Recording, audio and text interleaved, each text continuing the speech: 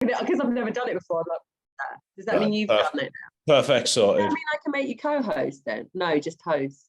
Yeah, I don't need to be. It's recording now, so. Yeah. Okay, perfect. So we should wait a few minutes. We've got everyone that you think is going to be on there, Lee. There's more in the group, but it's 3 minutes past, so we'll just blast on. If they're joining, I'll let them in. If they don't, then we've got the recording. They can just look back on it. Okay, cool. Shall I get going then? Yeah, just get going. Okay, perfect. All right, so welcome to Mindset for Successful Weight Loss. This is a kind of a workshop to show you kind of how to use the mind to shift those pounds.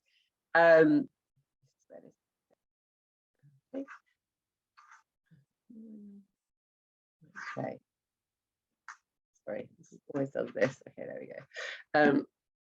So it's how to stop your mind battle over food, and it's kind of a 60-minute experience that we're going to take you through today. And I'm kind of very interactive, so I know you might have your cameras off and kind of be listening, but also we'll get you involved in this. So just be prepared that you might want to write in the chat or kind of ask questions throughout as well. So I'm happy to answer any questions throughout. So kind of a little bit about me. I'm Jules. I'm a mindset fitness coach. I help busy professionals feel confident, back in control of life by helping them understand their minds and behaviors so they can stop feeling overwhelmed and self-critical. So a quick question in the chat. Do you realize that the one thing that stops you from success is your mind? 80% of your success down to your mindset and 20% from your actual actions. So give me a thumbs up or a yes in the chat. Who agrees with this statement or who doesn't? So if you don't, say no. If you agree, then say yes. In the chat. Great. Carly, great. You're a thumbs up. That's easy. It's okay if you don't. Hopefully, I'll persuade you by the end of this to believe that too. Donna, that's great. You believe that as well. Great. So let's see which way this goes. Right. So a little bit about kind of how people who've attended the workshop before and kind of what they found from it. So a lot of the time you've never taken the time to observe your mind around food, and what you'll get at the end of this workshop is some tools that you can use and really feeling more confident about your mind when it comes to food battles that are happening.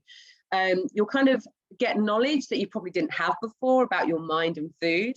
And if you're willing to share, I'm happy to help you through any food issues that you might have and to kind of guide you in a way to help you break the food patterns that you might be in. Also kind of, you'll probably just highlight some things that you weren't aware of, a few kind of aha moments where you suddenly feel okay about yourself, because you realize a lot of people are in the food patterns and we're not really taught how the mind works. So you can sometimes get stuck in this pattern and feel quite bad about yourself, but actually in the end, you'll start feeling good because you'll realize, oh, I am kind of now bringing awareness to it. And that's the whole point of this workshop, is for you to feel more confident about tackling those food battles because you understand how the mind works.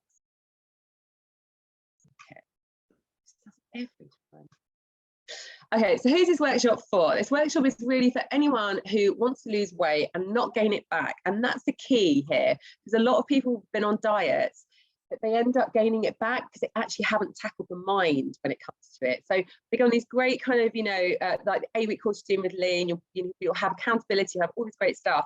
But, you'll want to then break patterns and behavior patterns so that you can carry on doing the things that you want to do and be successful. Okay, so ever wondered why it's so hard to stick to a diet? Well, here's some of the things that you need to know. So the mind is wired to eat to survive. So you constantly have this thing in your head that says, you do that. So you constantly have this thing in your head that says, I need to eat to survive.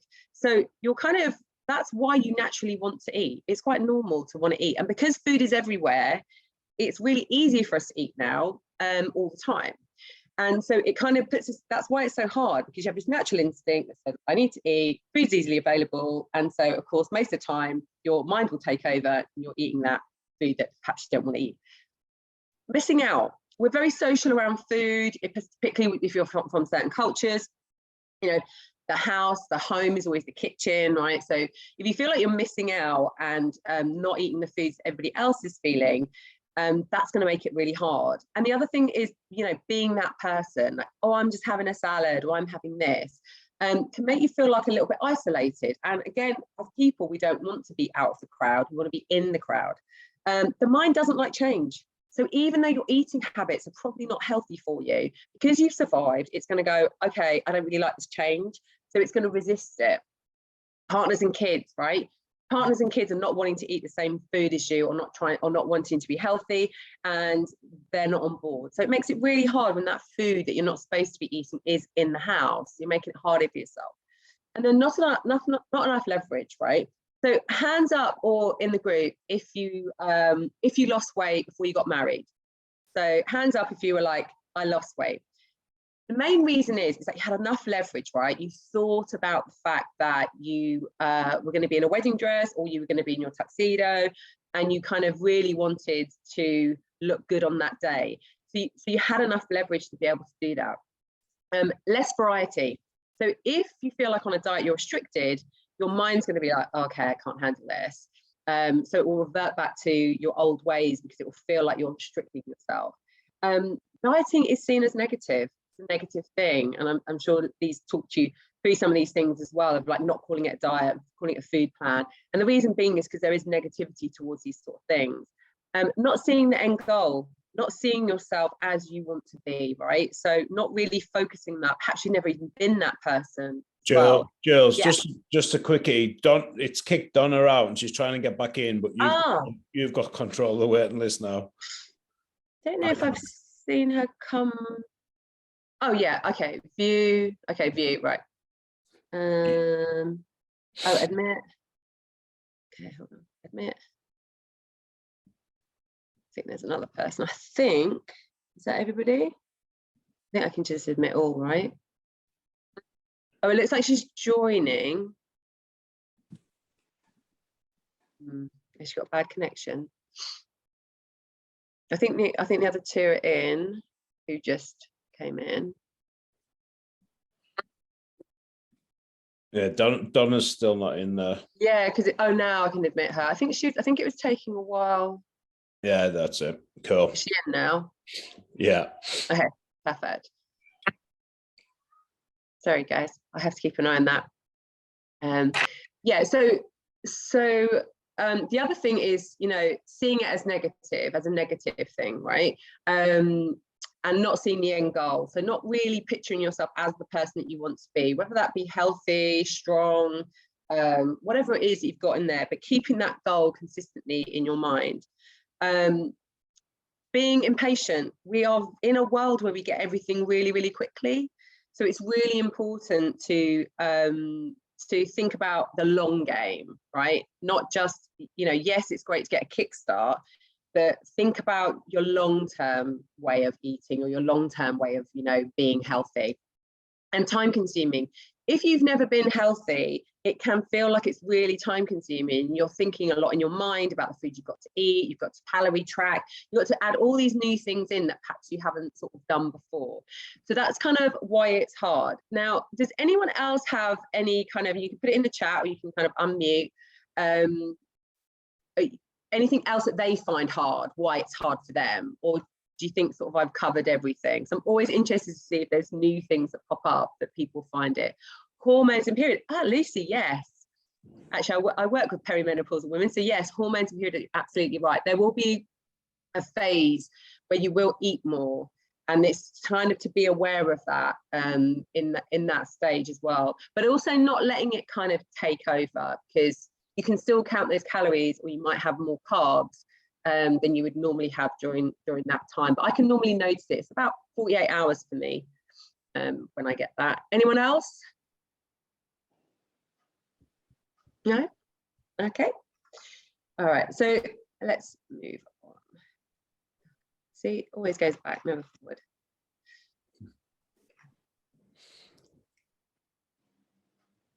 Okay, so why, I say that was the question I've just answered. So why is it hard for you? Honestly, sorry guys, this thing just goes back and forward for me. So why, now I want to talk about the mind, right? And kind of how it works, why it can feel difficult. And so this is kind of how the sort of mind works in itself. And we're going to link it to the food and the things that are happening. So the mind generally, it likes doing the same thing over and over, right?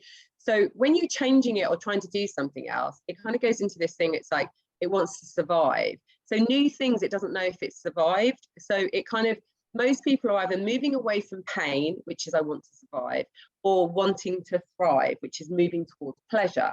So in the chat, let me know which one you think you are. Do you think you're moving away from pain, or do you think you're moving towards pleasure? So write in the chat, survive or thrive, just so I can get an idea of kind of where the group is, like what you think you kind of are. Thrive, okay. Thrive, thrive. That's great to hear.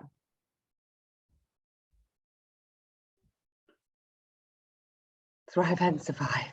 Okay, so there's two of you there. Okay, so one's thrive, one's survive.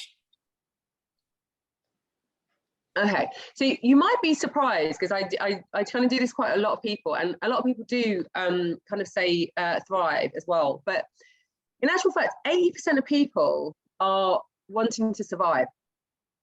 So if you think about when your attention's caught to something, or you think about the news and things that are really bad, you're actually drawn to that because that need to survive is so strong. So 80% of people are generally going around with a need to moving away from pain.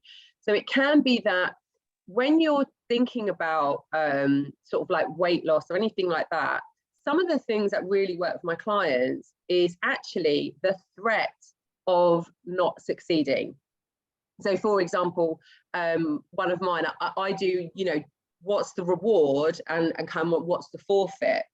And actually sometimes a forfeit drives them to kind of do the mind work, do the things that they want to do, more so than actually the reward. So think about that and think of whether or not you're kind of at this time of doing, you know, wanting to reward yourself or wanting to move away. Sometimes that moving away from a forfeit, i.e. it could be, you know, having to put a swimming costume on and walk to the beach, or, you know, one of those things that might really kind of think, oh God, I would never want to do that, actually might drive you more so than, oh, I'm going to get into that dress. So if you're kind of struggling, then it could be actually that your need to move away from pain might help you to stick to a healthier diet. But if you're moving towards thriving, which you guys are, which is like, I want a reward, then that reward has to be, you know, so kind of joyous and successful that it keeps you going to the gym, it keeps you going to pick up the healthier choices. So it's always good to try to see which one you are, which one drives you more. It's having a party for one. Most of us have never ever been taught how to work with our mind. We're not taught to meditate, we're not taught to sit with our mind. Most of the time we're taught to avoid it because it's so busy and we do a lot of stuff, a lot of doing. So we don't spend time in silence with our mind. We don't want to see what's going on there. And we have a lot of learned patterns from childhood, which is what we're going to cover later on in the workshop. It never stops. The mind has over 12,000 to 60,000 thoughts a day. And so you will have thoughts, even when you sit in silence. It's why these monks sit there, you know, in silence for years on end, trying to kind of control or, you know, take control of the mind, because the mind generally is always on. And thoughts are always continuous. And how you help yourself is making those thoughts to be happier and more confident. Oh, is that all right? Is someone I think someone's got me as a speaker. I have to. Can everyone go on mute? Perfect. Otherwise, I'm hearing myself twice, which is awful. And then change scares it. So anything new is going to scare it, even though you might know that it's going to be healthier for you. It will take some time, so it will avoid it. It will not want to do it. It's not going to be easy to start doing something new, particularly when you're an adult as well. It needs attention. It actually does want attention from you, and it will get it any way it wants. So it will either get it from bad behavior, i.e. anxious, overthinking, all of that stuff, like a toddler would. So I always say to my clients, your mind's like a toddler. It's running around doing what it wants to. Sometimes it's happy, sometimes it's sad, sometimes it's crying, sometimes it's, having a great old time, sometimes it's asleep. But until you start to parent it, which is what you need to do, the mind will take over in the patterns that you've put it in. So does that make sense to everybody? Does anyone have any questions about the mind before we sort of move on? Anything in the chat? Survive gently. Okay. Does anyone have any questions on the mind so far? Everyone can understand it, makes sense to everybody? If not, please feel free to shout away or to unmute and let me know. I always find that having a forfeit drives them much more than having, like we do my zone competitions. Okay. Whenever I have like a decent prize for a winner, people still don't try. If I say whoever comes last in the group and I'm picking the forfeit, every single person absolutely smashes it. So if people want me to get a forfeit for them for this, then I'm quite happy to do so. I know it'll definitely drive them forward. Yeah, and that's the thing that people don't realize. Like, oh no, I don't want to forfeit, but actually, it does work. It definitely does work. So I'm going to talk about the 6 hungers. So the reason why you need to understand the 6 hungers. Does it have an off switch? Leslie, what do you mean? What the mind? Do you mean? Does it have an off switch? What if that is what I think it is? So what happens when you start to do mind work is it's a bit like turning down the volume on the TV. So your thoughts will get less and your noise will get less. And then there's moments where you get the silence. There's moments where there's nothing in your mind and then you're hooked. Then you wake up every morning and you want to do a meditation practice. You want to do a journaling. You want to do anything that helps you clear the mind, because it is so addictive once you feel the silence. And so it's because we're never shown how that feels in the mind. And many people quit before they get to that space, because it's probably about a 3 or 4 month commitment practice of really working on the mind before you get that little ounce of silence, of quietness, and then you're hooked. And then then you just carry on doing the things that you're doing. And it's why most people, if you notice, who have a meditation practice that's been over a year, will say they'll never not meditate, because it's like drinking water. You just wouldn't not do it because the benefits are so massive.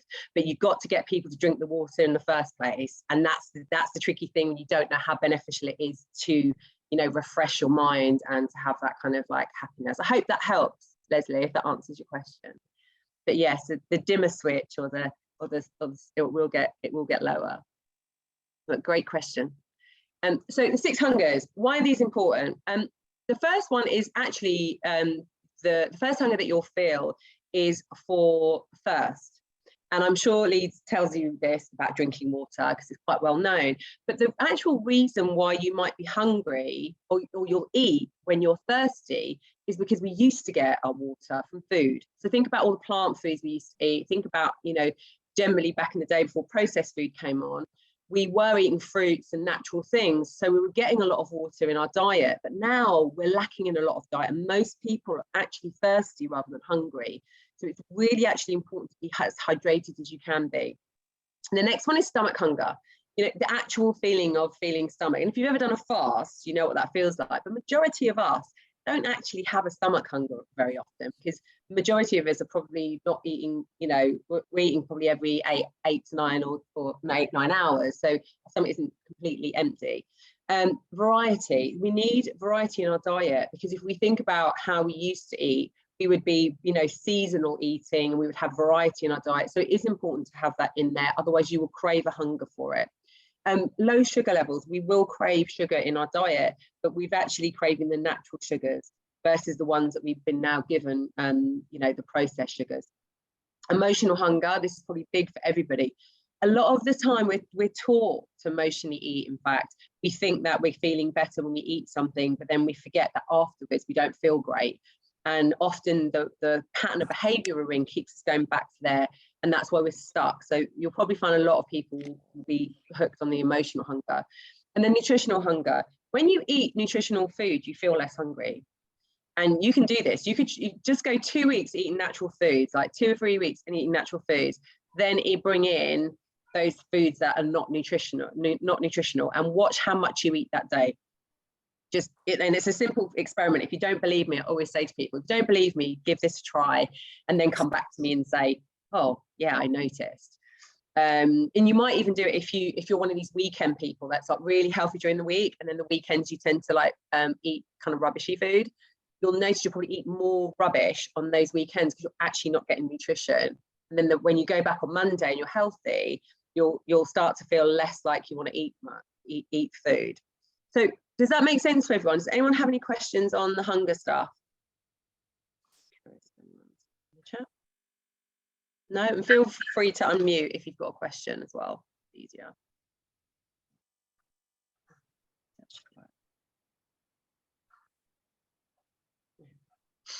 So the food battle. So we're going to come into this now, where I'm going to get you to be interactive. Hopefully, share your stories as well, and you can share it in the chat or just unmute as well. But the food battle is all about what I like to call the goodie and the baddie. So you have a goodie and a baddie in your mind, and what happens is I'm going to tell you my food battle. So I'm a baker. We've always been bakers in my house. My mum always baked our birthday cakes. She'd do fairy cakes, she'd do scones, you know, like she had things she did. But generally we were taught to bake. So whenever I go anywhere, I'm always looking for home baked goods. So if I go to like a coffee shop or anything like that, if I see banana cake, for some reason, if I see banana cake that looks like it's homemade, it looks like it might be tasty, I have this thing in my head that goes, Jules, there's banana cake there. There's a slice of banana cake. Go on, get it. You've been to the gym. You've been good. Go and get that banana cake. Your friend's getting a croissant. I don't know why you wouldn't get it. Look, it looks home baked. You have to try it just to see if it's any good. See if it's any better than your banana cake. And then there's this goodie going, you don't like sugar anymore. You don't really eat it. It's never going to be as good as yours. It's never as good as yours. You've been trying this for years and it's never as good. And so really, you don't need it. And then the baddie's going, come on, look, your friend's getting a croissant for crying out loud. You can't get something and not have her eating on her own. That's so rude. And then ultimately what happens is the baddie gets taken over, right? So I'm sitting there, I've got the coffee, I've got the banana bread. And then as I eat the banana bread, the goodie goes, look, not as good, is it? It's not as good, but I still eat it. And then I forget that the next time round, the same thing happens over and over, because it never is as good as home baked goods. And if you're a baker, you know this. You know, it's never as good as it when it comes out of the oven fresh and all that kind of stuff. But it's a pattern and it's a food battle that I have in my mind. So what I want you to do now is I want you to think about, when you thought about when I told you my story, what was your food battle? What is the one thing that you find really difficult to say no to? And if you can't say no to it, it actually means it has a hold on you. And so it's something that you kind of want to look at, and you want to see whether or not you've still got a goodie there, whether or not it's so quiet that the goodie's not even there anymore, and what the baddie's saying. Like, what is the thing that it's kind of saying? So does anyone want to share theirs? Anyone want to unmute and share? Alison, are you going for it? Oh, I can't hear you. Anyone else? I can't hear her.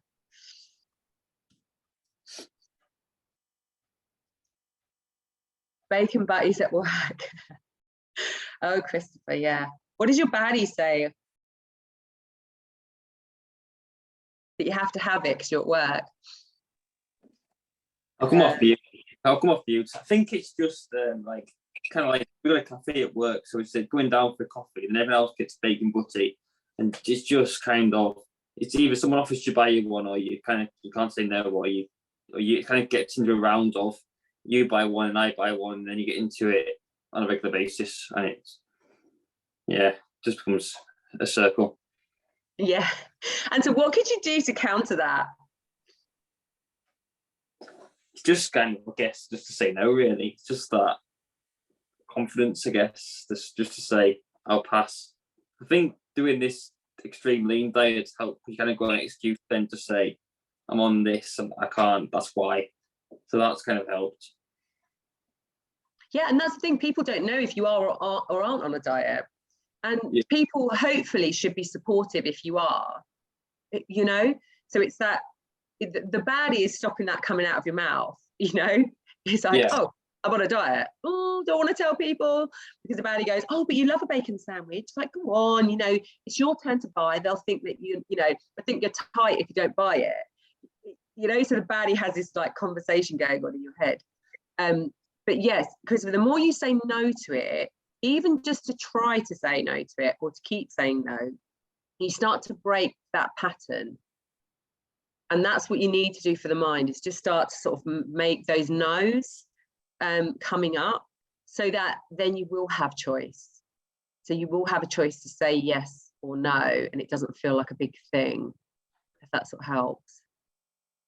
Another one for that, Chris, is like deflecting people. If you make some homemade protein bars and start eating them, say you can have one of these with your coffee if you want, and get them on your stuff. And most people want to know that stuff, don't they, as well, Lee? Yeah. Okay, what have we got in the chat here? Anything homemade, sweets, cakes, brownies. Yeah, so Katie, are you a baker as well? There's quite a few in here, bakes, yeah. Oh, people bringing baked goods into work. Kylie, I know that, because I used to bake goods and bring them into work, so I didn't eat them. Pass around the love. I thought I was passing around the love, but I wasn't. I was passing around the calories. Sweet scones. Oh, cake scones. Yeah, I get you, Katie. Love a good scone, me as well. Mine's really just anything I know I shouldn't have. Okay, so guys, just anything you shouldn't have. So Chris, chocolate, takeaway.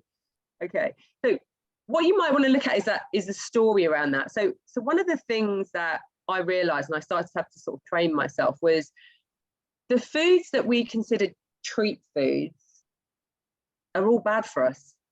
Think about it. All the foods that actually you're trying to avoid now are the foods that are considered treat food. Because you know what? People in the food industry, the marketers, are very smart.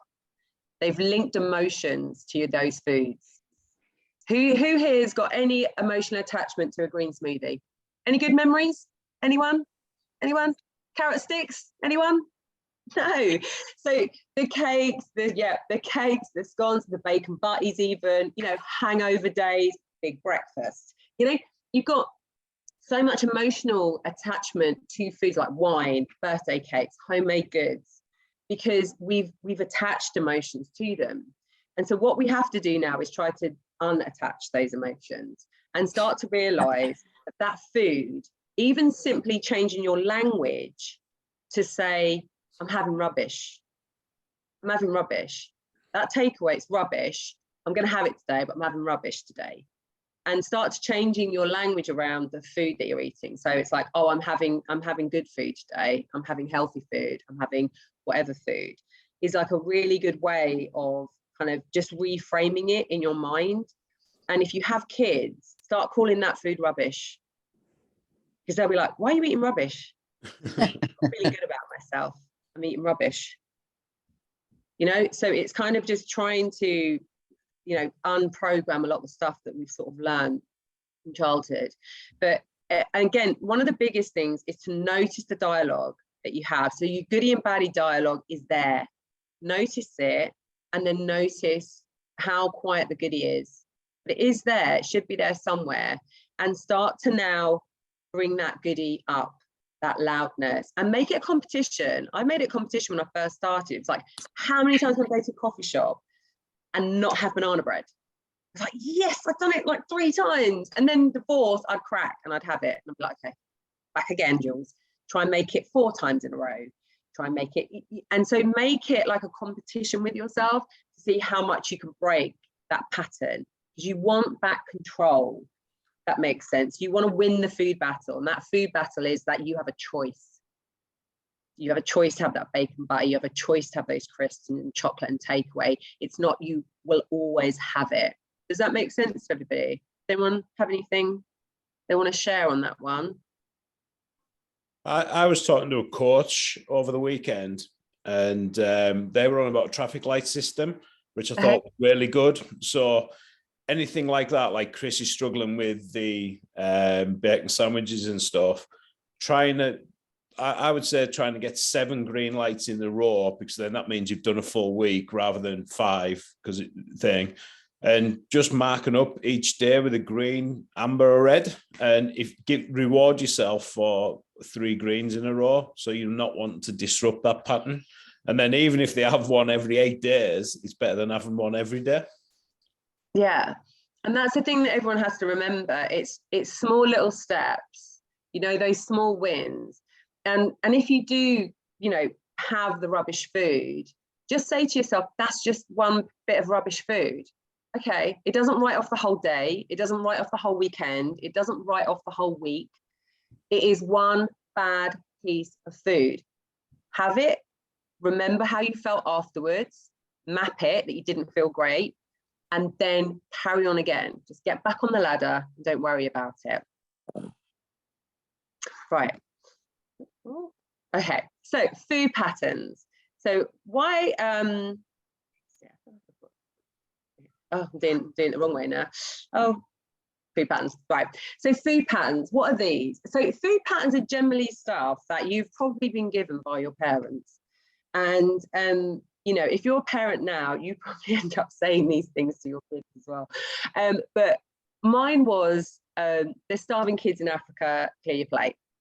Right, so I couldn't leave the table unless my plate was cleared. Now, generally my portions back then weren't that big, because there was like 4 kids and, you know, 2 parents, so we weren't getting a huge amount of food, but it didn't matter what it was, it had to be finished. So guess what pattern I have to clear my plate. That's deadly. If I go to a buffet or anything like that, I mean, that's game over. If I'm loading that plate up, I'm having to eat it. And that's a food pattern that I've been given by my parents. And also added to that, don't waste food, because obviously those kids in Africa who were starving, you don't waste food. So you have these 2 whammies: don't waste food and clear your plate, which means you end up being a bit of a dustbin sometimes, because you're going around not wanting to waste food, and picking up food from your kids' plates and everything else, because guess what, plates got to be cleared and you kind of don't want to waste food. So think about those for you. What are your food patterns? Some things, it's like Italian families where they might have, so disrespectful, not to finish people's food. You might have different ones. I had a couple of clients, you must have dessert after dinner, like you must have something sweet after something savory. You could only eat crisps on a weekend, or you could only have rubbish food on a weekend, and that's a pattern that you're in. So write in the chat or unmute some of your kind of food patterns that you might have had, whether they were similar to mine, and kind of notice how they might be affecting you now. Feel free to unmute if you haven't.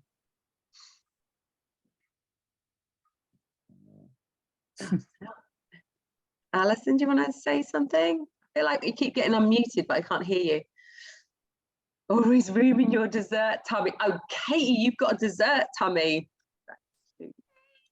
Educated as well, absolutely. Even if I'm full to the brim, if somebody says dessert, I will always say yes. It's terrible, isn't it, Katie? It's terrible how you programmed yourself. So it was like to clear my plate, and if I didn't finish it, it would be microwave for breakfast. Oh God, nice. I mean, really, rabbit chips from chip shop with gammon. Food is a treat, or to celebrate something, can be used to make you feel better. Yes, Lucy, isn't it? Yeah, and it's terrible, isn't it? Sometimes, oh, if you stop crying, we'll give you a sweet, or we'll stop crying, we'll give you, a biscuit. Yes to all of the above. Yeah, and it's kind of only when you really look at it that you realise these behaviours popped up, and that's why it's so hard to stick to a diet, because you'll flip back into these behaviours quite quickly because you haven't noticed them, because nobody's highlighted them to you either. But yeah, the treat thing, celebrating something, I still find it really hard to say no to a birthday cake if I don't want it, unless I look at it and because I feel like I'm being rude. But in actual fact, if I was allergic to that cake, nobody would bat an eyelid. Everyone would be like, oh, she's allergic, I can't have it.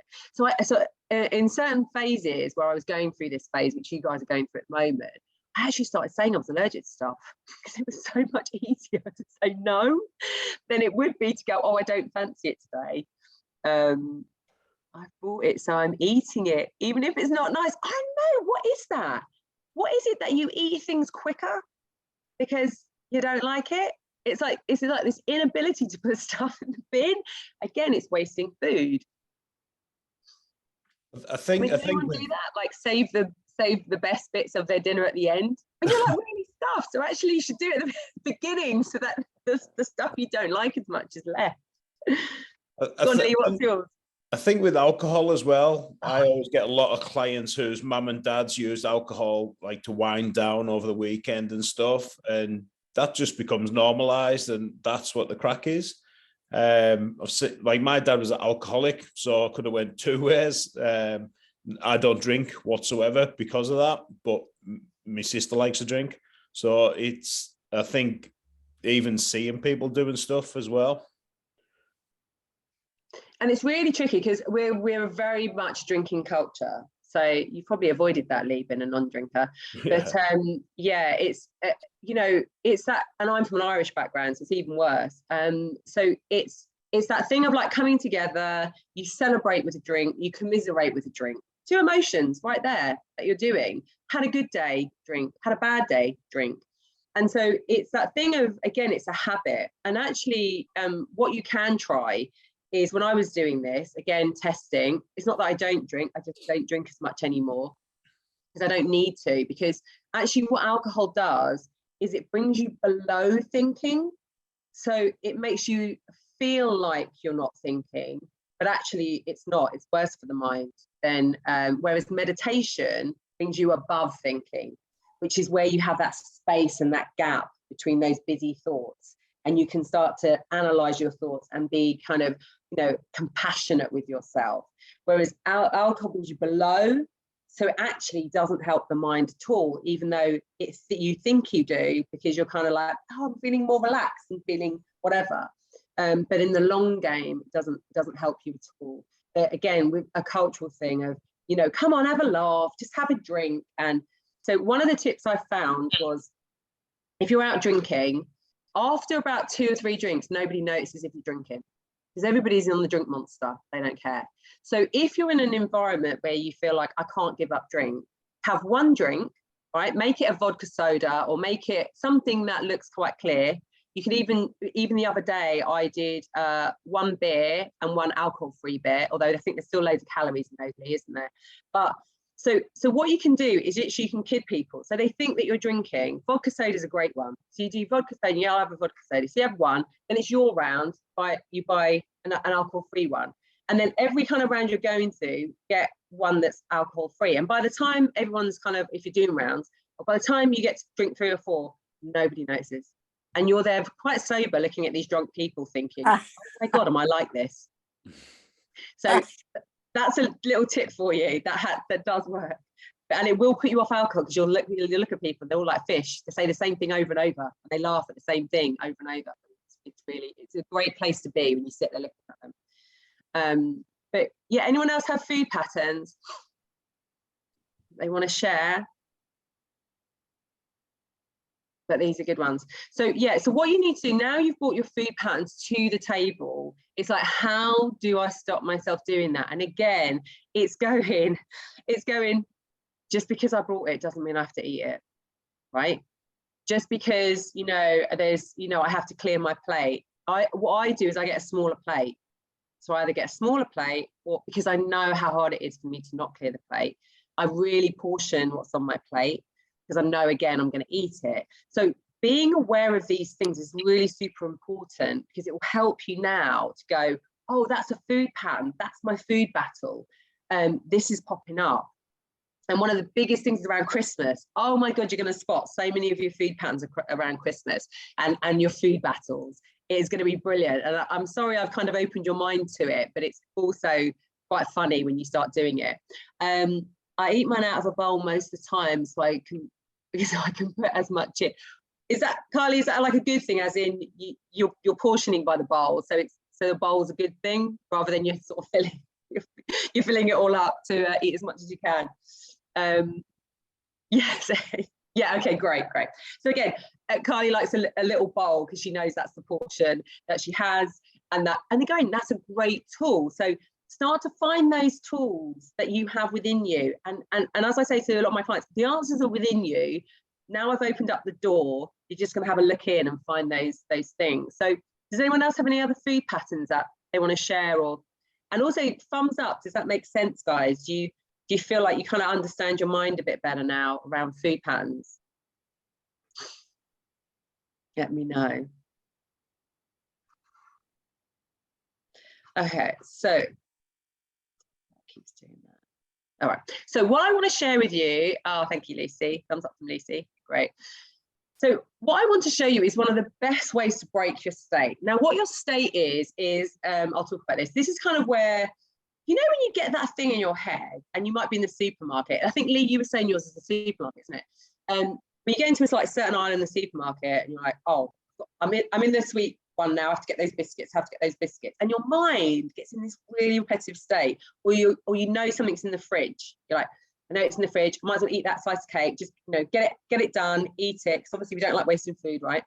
So we're into the fridge, I'm going to eat that cake, I'm going to eat the cake. Now, what you're in at that moment is you're in this kind of what we call a triad. And the triad is that your thought, your body, and your focus is all thinking about the same thing. You're moving towards the fridge, your language is going, I'm having that cake, there's a bit of cake there, my mum left a slice of cake, I'm going to get it. And the focus is, I'm going to eat that cake, I'm going to feel good, you know, that's going to treat, I'm going to treat myself. Right, now, if you break any of that triangle, you'll break your state. So that works for anything that's mind-based, it will break. So one of the things that, and I mean, Lee might set this with you for the next 4 weeks, is breaking it with your body. So if Lee says to you, actually, for the next 4 weeks, whenever you get that mind, you know, focus that Jules was talking about, you have to do 20 squats, you have to do sit-ups, you have to do something. All that little switch does is it gets you into your body, and it switches you out of that triad because you've broken it, because you did something that physically moved your body out of the way, so not towards the fridge, not towards anything, and it's sort of broken that state. The other one is the language. So what I talked about, you know, like I now call that food rubbish. So I'm like, that's rubbish, Jules.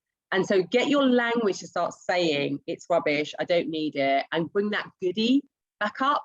So bringing that goodie back up while the baddie's kind of running to the fridge for the cake. Bring the baddie up, bring the goodie up, and start changing that language, going, not going to feel good. I didn't feel good after I had the slice cake last time. I put on pounds, I'm trying to lose weight. Not going to help me. And switching your language will always change your state, because again, it's that remembrance of, I'm in the triad, how do I change it? And the other thing is like your focus. So kind of your focus, you're moving towards something. If I then jumped out at you and booed at you or screamed at you, or the phone went, you would then suddenly switch to something else. So one of my favorite ways to change my state, and it generally works for everybody because most people do like it, is a music track. A really great music track that you put on, but it has to be one of those tracks that makes you sing, dance, jump around, you know, do something that really gets you out of that kind of funk mood, or that, or where you're moving towards, will help you to stop focusing on the foods that you might not want, that maybe you shouldn't be eating. So I always like to call it my happy playlist. So I have those like 4 or 5 key songs that I know, whatever rut I'm in the day, if I'm kind of trying to break patterns, I put on that music, dance around, sing around, and then the thought that I was focused on before is gone. So does that make sense to anyone? Does anyone have any questions about sort of changing your state, or even any other ideas that they might have, or perhaps they're changing their state and they don't realize it when they're doing something? You might, you know, a lot of people use breathing. Breathing is a good way to change your state quite quickly, because you focus on the breath, can help you. But most people like music, so I tend to say that as your first one if you've never done this before. But does that make sense to everyone? I think some of the most massive ones that I've had is like horrific stories of people.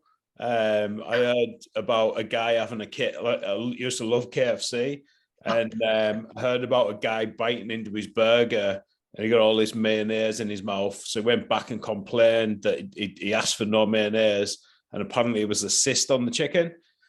And Oh, honestly, I didn't eat a KFC for like 15 years after that.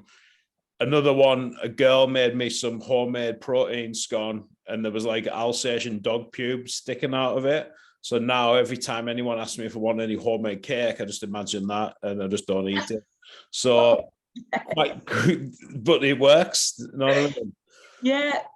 That's a great one, Lee. Those stories, you know, those stories. And again, that's about that language or that story that you have in your mind about something. It's a great way. You know, I know Sambuca, well, the amount of times I puked up after that, I can't, I can smell of it. And most people do have it with like an alcohol or something that they've puked up, or something around that where they just have gone off it, you know, food poisoning, anything like that is again.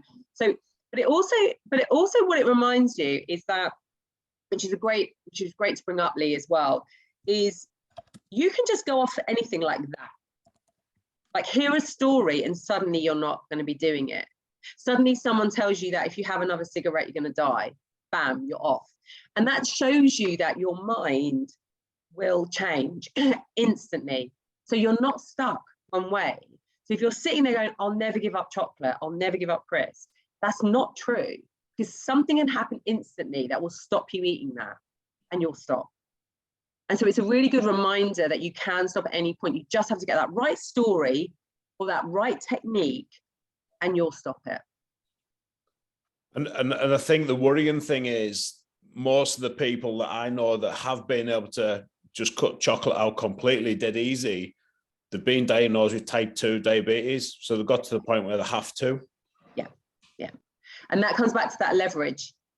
There's enough leverage. If you've changed your language, if you've changed your focus about it, it's gone.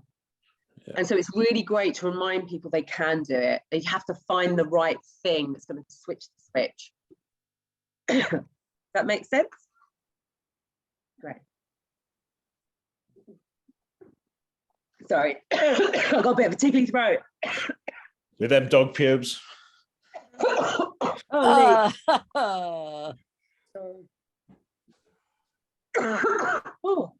haven't got COVID. Right. Oh, my throat goes.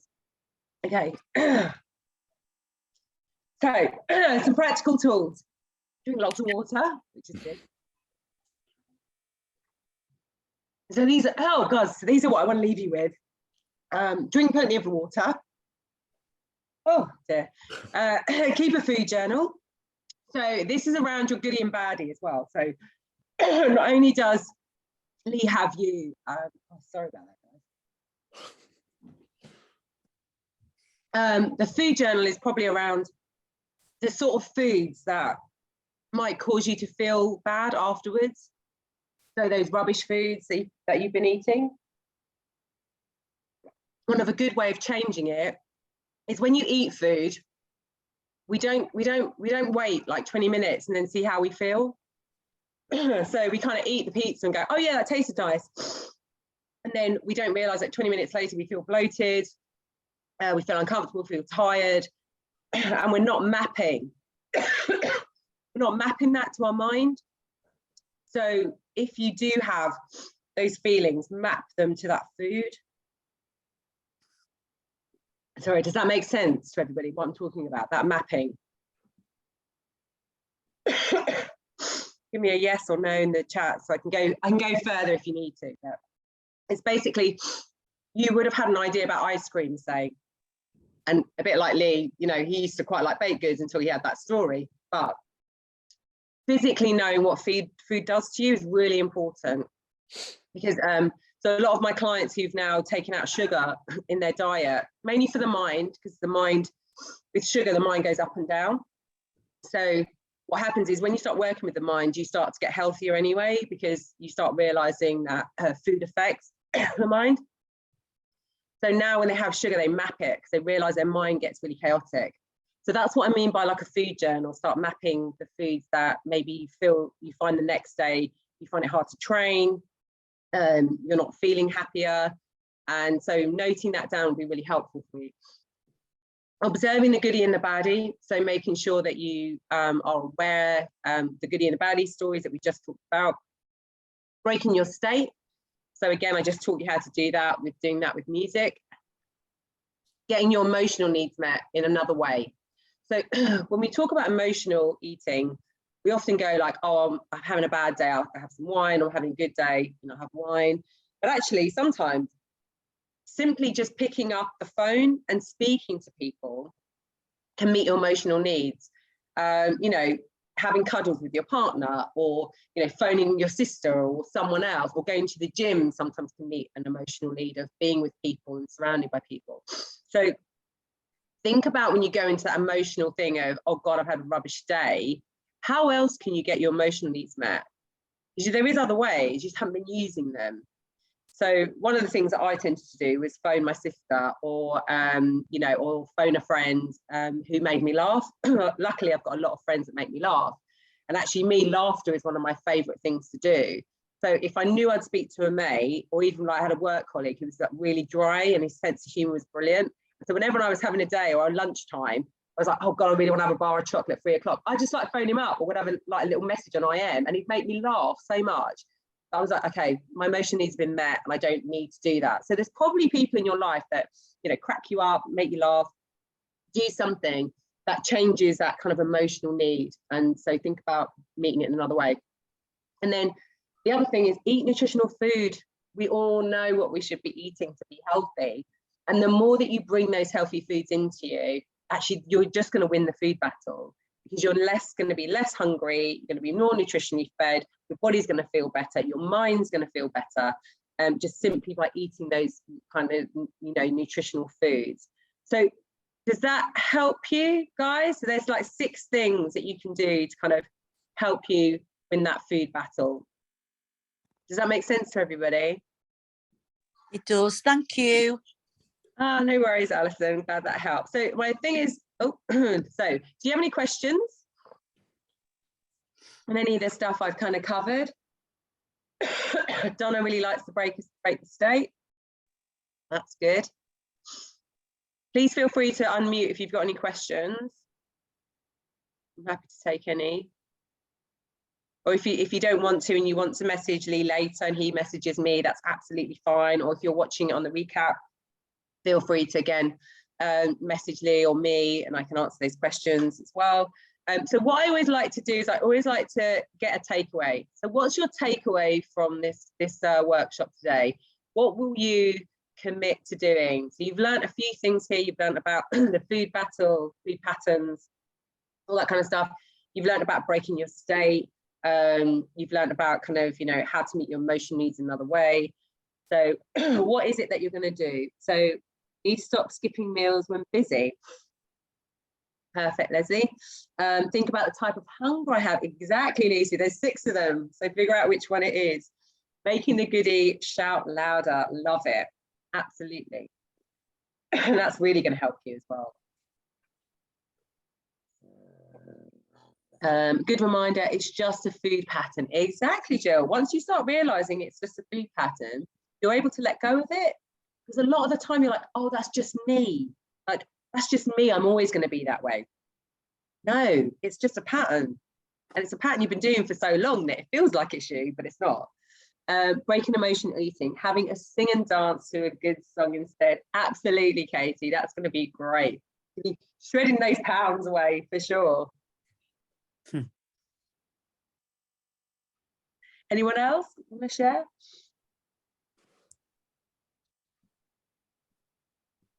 Great. Well, hopefully, Lee, you've got those down there so you can keep them accountable for the next few weeks. We've got 4 weeks to go, have they? Yeah, definitely. Buying in the group to let them know. So that's it from me, really. So if you've got any questions, feel free to shout now, you know, or put them in the chat and we can kind of cover them now. But if you do want to follow me, I've got I do a 10-minute mind fitness group on Facebook, which is really helping you to get 10 minutes a day of mindfulness. And you do different mind tips every week, so you can do that. You can follow me on Instagram, and you can email me again if you're watching this in the replay and you've really got a question about the mind, then feel free to email me at info@jillslifecoaching.com. And I do other workshops and things like that. So yeah, please feel free if you want to learn to work with the mind, and that's kind of what I do. Does hypnotherapy work? I've started meditating, which helps me sleep, but I heard a lot about hypnotherapy. Don't know, it's one of those, it's, it helps some people and other people aren't. So some people are definitely more susceptible to it. And I would say I've tried it, and for me, it didn't work. However, that could have been how I was at that time. And I definitely think I was very sort of skeptical about it. So I went into it, and I definitely think that I was kind of a bit not as open to it. So I think it's all about the therapist that you have, what you're trying to stop. So in my case, it was like kind of sugary foods and things like that. And I realized that actually it was a pattern. And so because I didn't replace the pattern with something else, I kind of ended up going back to what I was doing. But I think it really depends on what you're looking for. And I certainly wouldn't say it will harm you in any which way to do it. But I have heard, I think, is it Paul McKenna does the CDs sometimes? And I've heard their sleep ones are quite good that he does for helping you sleep.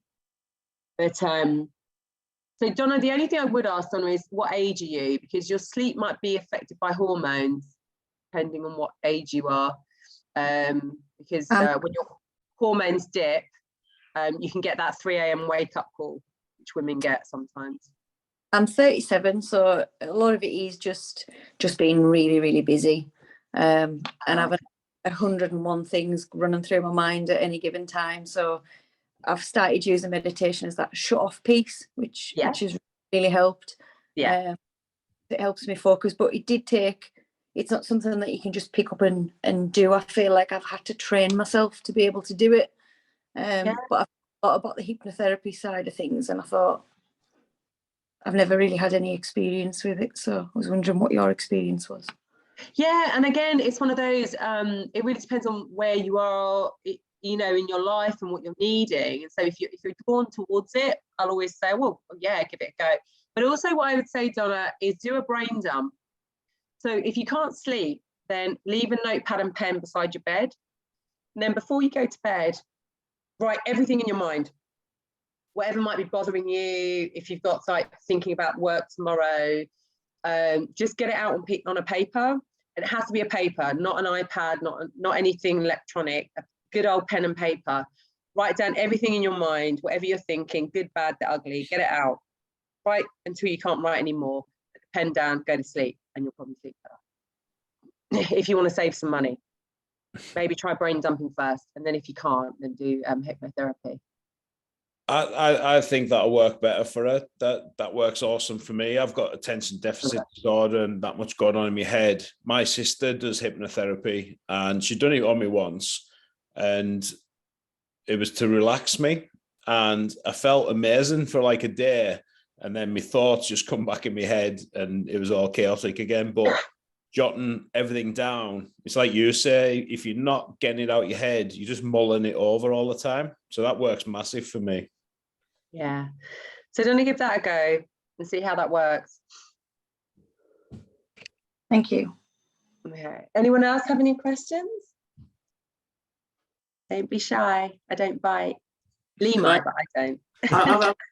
I've got one, but it's kind of like not necessarily like what we've covered here, but it's like I did a lean a couple of years back with Lee, and it was like initially I kind of did it and went on holiday at the end, and then for me it was kind of getting back on track after reaching an aim, I guess. So it's kind of like you hit your goal, and then it's like because like what and also a rhythm as well, because like once I'm in the rhythm of like the gym and stuff like that, I can do it quite easy. I can get into it, but then I can't get back into it once I've lost that rhythm. If that makes sense. So it's just like I guess it just tips on getting back on it really, I guess, because once I'm on it, I'm fine. Yeah. So did you say you went on holiday and then you came back? Yeah. Right. What do you think your food patterns are on holiday, Chris? Yeah, I know what they are. They're bad, but that's what you're doing. I don't mind. I still want to do that. It's like when I go on holiday, it's just like getting back into it once you get back. Yeah, so it's about knowing that that's going to happen. So I say to my clients, because holidays are really difficult ones, well, what I say to them is like, try and fit some things in that you wouldn't have done before. Like, I never used to train on a holiday, but actually now I do go to the gym and train, and it actually helps me to be a bit healthier just by doing that simple thing of like swimming or training. But know that's going to happen, and know when you get back from holiday that you're back on it. Does that make sense, Whisper? Yeah, that makes sense. So it's like you already know it's going to happen. You've already planned for it. That helps. And also with that, Chris, I think it's building the habits and routines. When you think about it, like lean's only like 8 weeks. So it isn't much time to be getting them habits. And when you first start, you're full of motivation because you've paid me some money. You've told people at work, you're going to smash it. You've got all that high motivation. But that wears off after a while, and we have to build in some discipline and get into the gym when you don't want to. Even if you feel like crap, because 9 times out of 10 when we come back off holiday, we feel like crap. We're in a bit of a lull because we're back in England and it's pissing down. We've ate crap, we've drank. The last thing you want to be doing is coming to the gym on the Monday morning, but that's the most important thing to be doing. And even if you just the habit of getting back in the car, coming to the gym, and even if you have an awful session, just the habit of getting in the car and coming back, and that'll set you back up again. A lot of people put it off because they feel rubbish, but then you just keep putting it off because you haven't built the habits over the 8 weeks. Great. Right, anything else from anyone? No? No, All right. if they message me, I'll get in touch, Jules. Yeah, for surely. Yeah, if anyone has any questions, please let me know. I think I've given you the feedback form, so I don't know if you send a mail out. I did it on our messenger. Yeah, if everyone can fill in the feedback form for me, it's always really good to get people's feedback and to kind of see how it sort of helped them. Perfect. I think that will have helped a lot of these in the group absolutely massively. I know it's made me think about a lot of stuff as well. So thank you very much for your time. Really appreciate it. Thanks, guys. Thanks for all the thank yous. Perfect. Great. Thank you very much. From Lee, how well you've done now. The next 4 weeks, you're going to be smashing it. Yeah, they've done amazing. And I think having this aspect in there where they're tackling the mind, is the smashing the training, they're getting in a real good routine with the food. So I think it's got to help sort of thinking about it better. Yeah. And now they've got their accountability. So they put them in there, their takeaways, Lee. So now you can set another little goal for them, their mind goal. What's their mind goal for the next 4 weeks? I'll keep an eye on them because obviously they fill in a questionnaire when they first join, and it was like, what's your typical diet? And every one of them's, just have some veg and some porridge for breakfast, and then a chicken salad for thing. And I was like, you don't need to join Lean if that's your real diet. And then now they've brought out all the little secrets in here, so I can keep an eye on them. Yeah, exactly.